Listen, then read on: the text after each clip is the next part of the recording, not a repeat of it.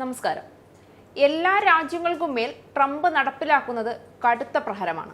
ട്രംപിനോട് നേരിട്ട് ഏറ്റുമുട്ടാൻ തക്ക ധൈര്യമുള്ള ലോകരാഷ്ട്രങ്ങളും നേതാക്കന്മാരും ഒന്നുമില്ല ലോകത്തെന്നുള്ള അഹന്തയുടെ പുറത്താണ് ചോദ്യം ചെയ്യപ്പെടാത്ത വിധം ട്രംപ് തന്റെ ഏകാധിപത്യ ഭരണം എല്ലാ രാജ്യങ്ങൾക്കും മേൽ അടിച്ചേൽപ്പിക്കുന്നു. മുഴുവൻ രാജ്യങ്ങൾക്കും മേൽ അമിത തീരുവ അടിച്ചേൽപ്പിച്ചുകൊണ്ട് ശബ്ദിക്കാത്ത വിധം ട്രംപ് നിശബ്ദമാക്കി ഒരു തുള്ളി രക്തം ചൊരിയാത്ത നിശബ്ദ യുദ്ധമുറയാണ് പയറ്റി തെളിയുന്നത്.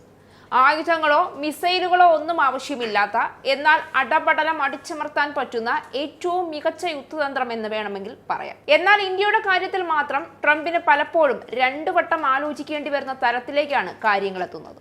അതിന് പ്രധാന കാരണം എതിർവശത്തു നിൽക്കുന്നത് നരേന്ദ്രമോദി എന്ന ഇന്ത്യ കണ്ട എക്കാലത്തെയും മികച്ച ഭരണാധികാരിയാണ് എന്നത് തന്നെയാണ്.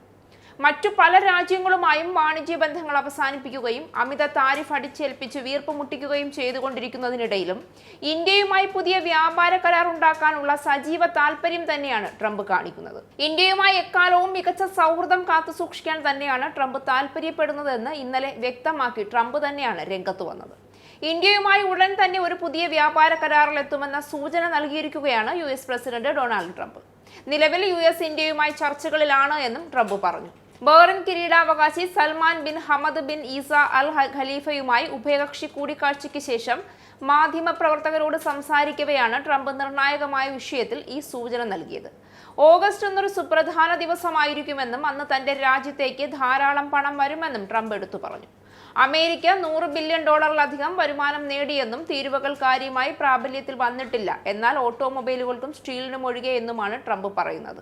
ഇതോടെ US ഇന്ത്യ വ്യാപാര കരാർ വീണ്ടും ചർച്ചകളിൽ ഇടം നേടുകയാണ്. ഓഗസ്റ്റ് 1 രാജ്യത്തേക്ക് വളരെ വലിയ രീതിയിൽ പണം വരുന്നു എന്നും നിരവധി സ്ഥലങ്ങളുമായി അമേരിക്ക കരാർ ഉണ്ടാക്കിയിട്ടുണ്ട് എന്നും പറഞ്ഞ ട്രംപ് ഇന്നലെ അമേരിക്കയ്ക്ക് അത്തരത്തിലൊരു കരാർ ഉണ്ടായിരുന്നു എന്നും മറ്റൊരു കരാർ വരാനിരിക്കുന്നു, ഒരു പക്ഷേ ഇന്ത്യയുമായുള്ളത് എന്നുമാണ് പറഞ്ഞത്.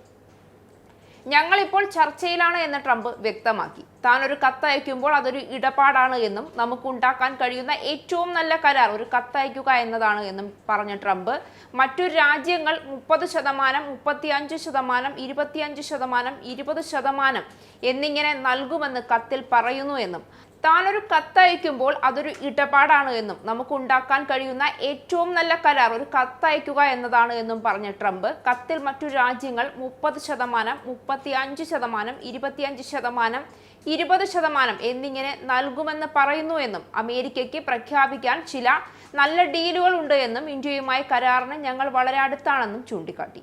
അമേരിക്കയ്ക്ക് ഇന്ത്യയിലേക്ക് പ്രവേശനം ലഭിക്കാൻ പോകുന്നു എന്ന സന്തോഷം പങ്കുവച്ചതിനൊപ്പം ഈ രാജ്യങ്ങളിലൊന്നും അമേരിക്കയ്ക്ക് മുൻകാലങ്ങളിൽ പ്രവേശനമില്ലായിരുന്നു എന്നും നമ്മുടെ ആളുകൾക്ക് അകത്തേക്ക് കടക്കാൻ കഴിഞ്ഞില്ല, എന്നാൽ ഇപ്പോൾ തീരുവകൾ ഉപയോഗിച്ച് ചെയ്യുന്ന കാര്യങ്ങൾ കാരണം പ്രവേശനം ലഭിക്കുന്നു എന്നും കഴിഞ്ഞ ദിവസം വ്യക്തമാക്കി.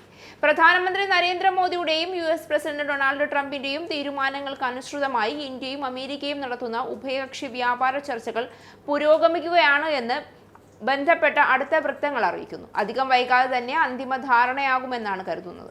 ഇനി മറ്റു രാജ്യങ്ങളോട് ചെയ്തതുപോലെ ഇന്ത്യയിൽ കടന്നുകയറിയ അമേരിക്കൻ വിപണിയും ഇന്ത്യയുമായി കോടികളുടെ കരാറും ഉണ്ടാക്കിയെടുത്തിട്ട് ആട്ടിൻ തോലിട്ട ചെന്നായയെ പോലെ തനി സ്വരൂപം കാണിച്ചുകൊണ്ട് താരിഫ് കൂട്ടിയും ഇന്ത്യൻ വിപണിയിൽ നിന്ന് ഇന്ത്യൻ ഉൽപ്പന്നങ്ങളെ തുടച്ചു മാറ്റിയും മറ്റെന്തെങ്കിലും തന്ത്രങ്ങൾ മനസ്സിൽ കണ്ടുകൊണ്ടാണ് ട്രംപിന്റെ ഈ താല്പര്യങ്ങളെങ്കിൽ അത് നടപ്പിലാകില്ല എന്ന കാര്യവും ഉറപ്പാണ്. കാരണം മറ്റു രാഷ്ട്ര തലവന്മാരെ കാണുന്നത് പോലെ മോദിയെ കാണേണ്ട. ട്രംപ് മനസ്സിൽ കണക്ക് കൂട്ടുന്നത് ട്രംപ് കണ്ടു തുടങ്ങും മുൻപേ കാണാൻ മോദിക്കറിയാം. എന്തു തന്നെയായാലും പുതിയ കരാർ ഇന്ത്യക്ക് ഗുണം ചെയ്യുന്ന തരത്തിലെത്തിക്കാൻ മോദിയുടെ കൈകൾ ഉണ്ട് എന്ന് ഉറപ്പുള്ളതുകൊണ്ട് ഇന്ത്യക്കാർക്ക് പുതിയ പ്രതീക്ഷകൾക്ക് വകയുണ്ട്.